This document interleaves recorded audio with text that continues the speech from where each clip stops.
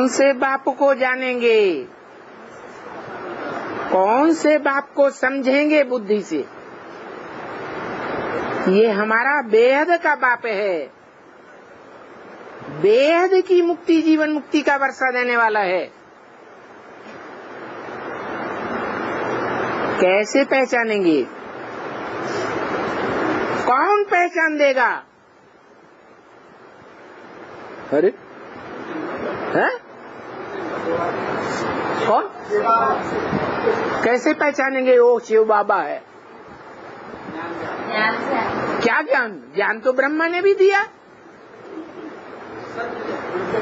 ब्रह्मा ने ज्ञान नहीं दिया तो ब्रह्मा को बाप मान लेंगे? अरे आसाराम बापू भी लाखों की पब्लिक को ज्ञान देते थे। वो ज्ञान लेने वाले समझते थे ऐसा ज्ञान तो कोई नहीं सुना सकता जैसा हमारे आसाराम बापू सुनाते। तो क्या उनको बाप मान लेंगे? हा?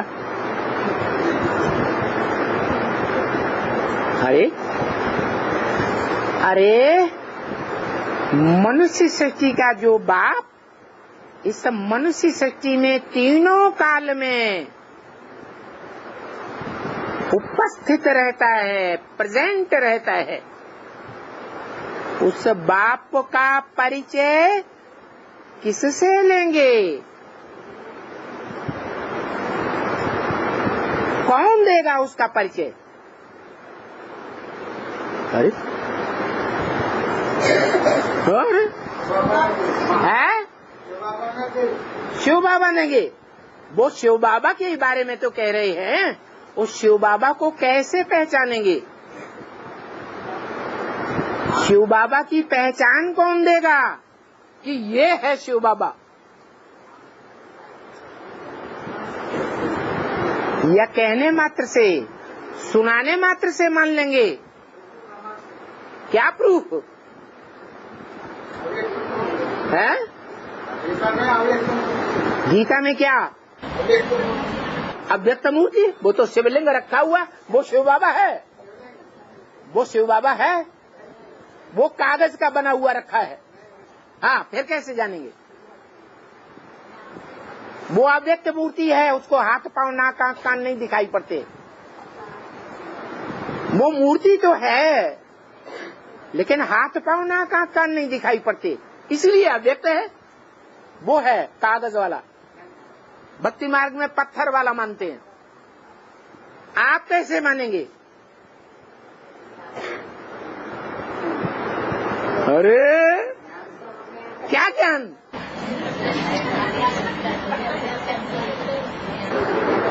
वो ज्ञान हमें भी बताओ तो हम भी उसको फॉलो करें।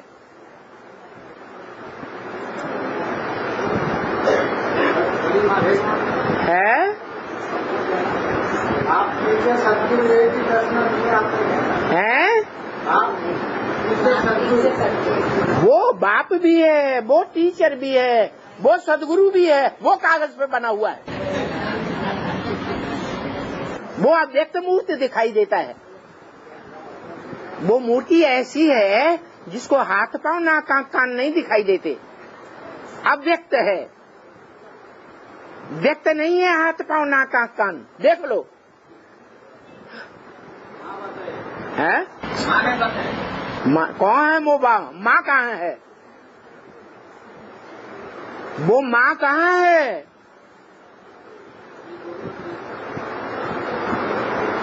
हे प्रभु, कहाँ चक्कर में डाल दिया।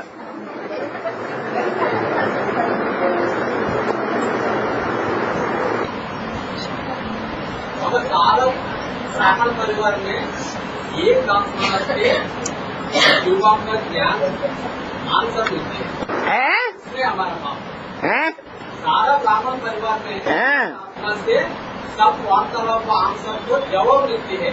हमारा बाप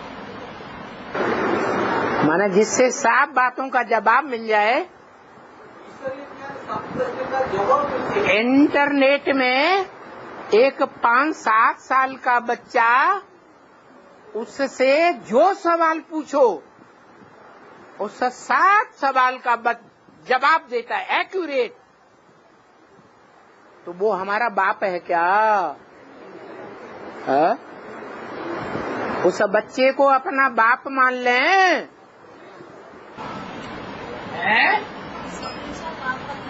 हाँ, आज में मजमे अंत में भी एक ही पर्सनालिटी में आते हैं। आप टीचर सदगुरु बात एक ही पर्सनालिटी में आते हैं। हाँ, मुरली का आदर से मध्य देश में आते हैं, मगर बच्चे उधर गाँव में गंदे गाँव में आते हैं। एक व्यक्तित्व में एक में आज में ये बाप का पाठ है, मध्य में टीचर का पाठ है, अंत में सत्संग का पाठ है। हाँ, तीनों काल के प्रूफ है। ये प्रकार प्रूफ कहाँ है? सदगुरु तो अभी पार्ट ही शुरू नहीं हुआ। नहीं होगा।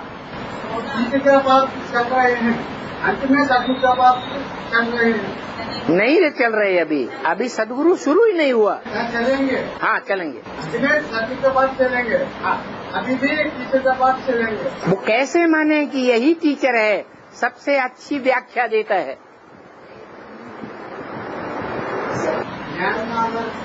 क्या ज्ञान? गीता का श्लोक आदर्श, मुरली का आदर्श। गीता का क्या श्लोक है जिस श्लोक से ये पहचाना जाए कि यही मनुष्य सच्ची का बैठ गया? भगवत कृष्ण है, जी शरीर कौन्तेय, जी शरीर से इदम शरीरम कौन्तेय क्षेत्रम मित्यभिधीयते। हे कौन्तेय अर्जुन, ये जो तुम्हारा शरीर है ये क्षेत्र है, युद्ध क्षेत्र है, कर्म क्षेत्र है। तो कौन सा क्षेत्र है? कौन अर्जुन है? कहाँ है? कैसे पता चले? प्रूफ चाहिए। ड्रामा में 1 सेकंड की बात कम नहीं। ये भी है, ये भी है, ये भी है, किसी का पार्ट कम नहीं है। प्रूफ चाहिए। सिर्फ कहने मात्र से कोई नहीं मानेगा। बाबा ने बोला बुद्धिमान बाप के बुद्धिमान बच्चे बिना प्रूफ और प्रमाण के कोई बात मानने के लिए तैयार नहीं होते।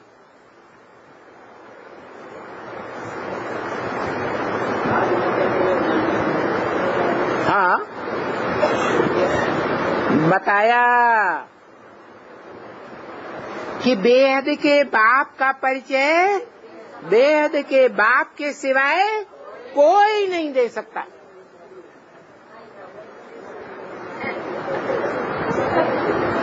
वो बेहद का बाप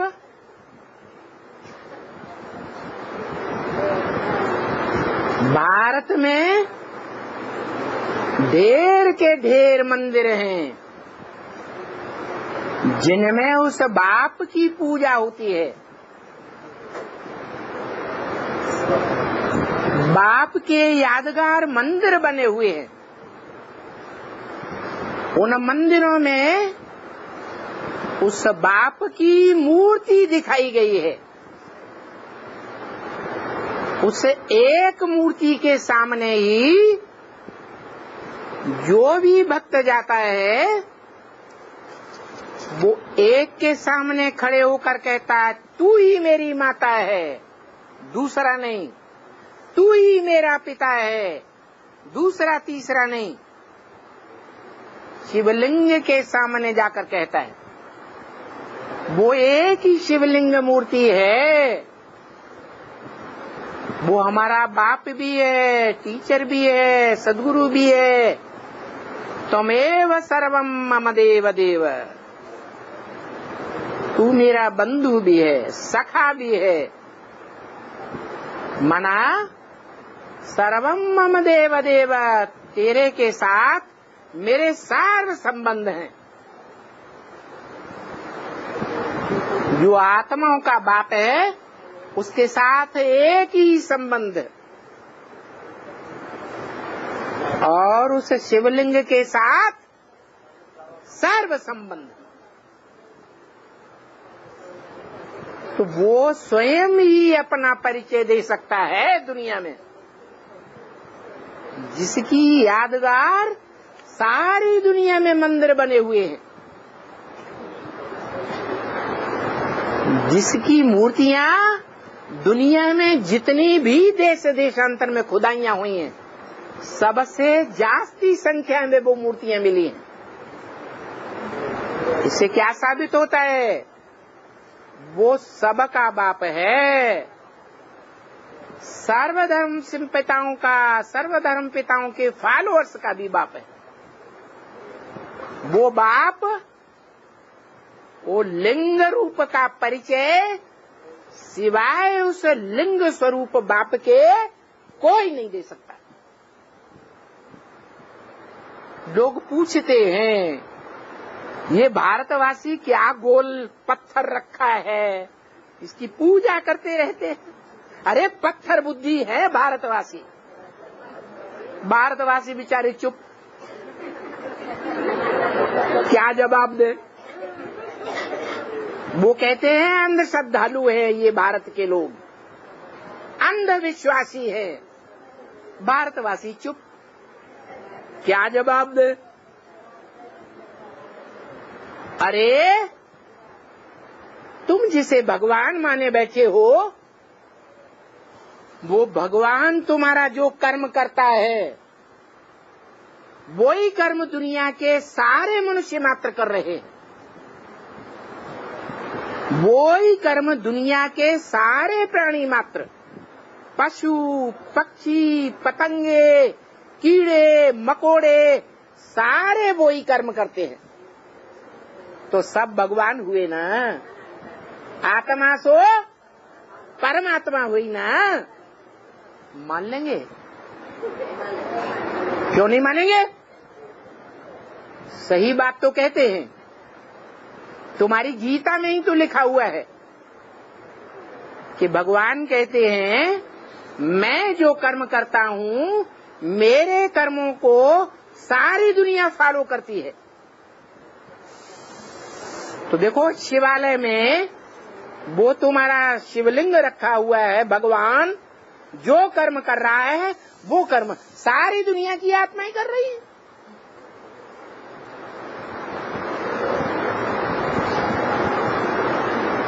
तो इस बात को मान लें कि सभी आत्माएं सो परमात्मा है। नहीं? क्यों नहीं है? सब नीचे गिर जाते। वो नहीं नीचे गिर रहा है, वो गड्ढे में नहीं जा रहा है। अरे दिखाई नहीं पड़ता। आत्मा तो परमात्मा एक आत्मा है। 5000 वर्ष ड्रामा नहीं, एक सेकंड काम नहीं होती। वो ही तो सवाल है, वो एक कौन है जो उसका असली परिचय देता है? वो है कौन? बाप का परिचय बाप के सिवाय कोई नहीं दे सकता। वो बाप ही बताता है कि आत्मा, हर आत्मा परमात्मा नहीं, और हर आत्मा की यादगार वो नहीं। हर आत्मा की यादगार मंदिर, वो क्या नाम, खुदाइयों में नहीं मिलेगी। उस एक आत्मा की ही यादगार है जो दुनिया के सभी शिवालयों में देखी जा सकती है, और वो सृष्टि के आदिकाल की बात है। सृष्टि के आदिकाल में, कलयुग के अंत में, झूठ खंड के अंत में, उस सत्य बाप ने ही सच खंड बनाया था। सत्य युग बनाया था वो हेवनली गॉडफादर है। दो रूप हैं उसके, एक आत्मिक रूप बिंदु और दूसरा बड़ा रूप लिंग। वो है माता का यादगार। माता पहले कन्या होती है,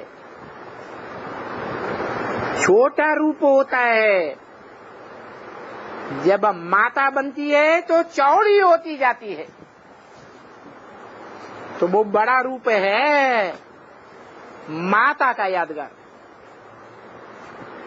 एक ही है जो माता भी है सारी सृष्टि की, सारी सृष्टि का पिता है। सब पिता नहीं होते हैं, ब्रदरहुड कभी नहीं होता है। सब ब्रदर फादर होते हैं क्या? फादर तो एक होता है, वो फादर ही है जो आकर अपना परिचय देता है कि मैं कैसे शिवलिंग स्वरूप हूँ, लिंग रूप हूँ। भले गड्ढे में रखा हुआ दिखाया जाता है तो भी पतित नहीं हूँ, शक्ति क्षीण नहीं होती है। वो कभी पतित नहीं होता।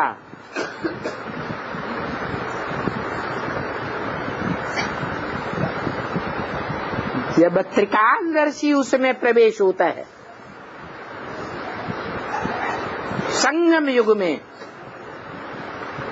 उस पुरुषोत्तम संगम युग में वो एक बार वो रूप धारण कर लेता है, संपन्न रूप शिवलिंग। बाप समान शिव बनता है बिंदु, और लिंग बड़ा रूप भी बनता है शरीर। जो शरीर 5 तत्वों का पुतला, वो 5 तत्व प्रकृति कहे जाते हैं। तो 2 रूप हैं, पुरुष और प्रकृति। इन दोनों के मेल से नई दुनिया तैयार होती है। वो परम पुरुष है प्रैक्टिकल में, शिव परम पुरुष है, लेकिन उसको अपना शरीर नहीं है, इसलिए वो प्रैक्टिकल कर्म करके नहीं दिखाता। जिसमें प्रवेश करता है उसको आप समान बनाता है, और आप समान जब वो बनता है शिव ज्योति बिंदु, तो जिस शरीर के द्वारा पार्ट बजाता है वो शरीर भी अविनाशी है। इसलिए वो शिवलिंग सदा शिव है, तीनों कालों में सत्य है, उसका कभी नाश नहीं होता। और उस अविनाशी का परिचय वो बेहद का अविनाशी बाप ही दे सकता है।